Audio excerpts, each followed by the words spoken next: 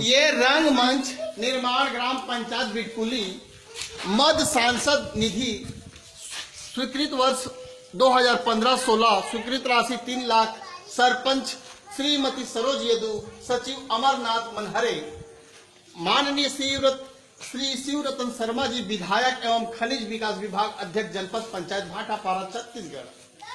ये संसद मद से बने हुए रंगमंच लेकिन सांसद जी के कहीं का कोई नाम नहीं है। ये विधायक मद के पैसा है कि सांसद मद के पैसा है। बड़ा दुखद बात है इस तरह से उपेक्षित करना, का दर्शाते बड़ा दुर्भाग्य के बात है कि एक परदेसिया अपन नाम आगे करे बा एक सांसद के नाम तक ला नहीं जोड़वाते, अपन पार्टी के सांसद ला एक उपेक्षा, बड़ा दुर्भाग्य की बात है। ये दुर्भाग्य की बात है हमारे छत्तीसगढ़ के, ये हमारे बदकिस्मती की बात है। ऐसे परदेसिया आतंकवाद से अगर मुक्ति पाना है मुझे छत्तीसगढ़ के भाई बहनी मल्ला तो ये मल्ला सत्ता और शासन से ही हटाना है, सत्ता और शासन से ही दूर भगाना है।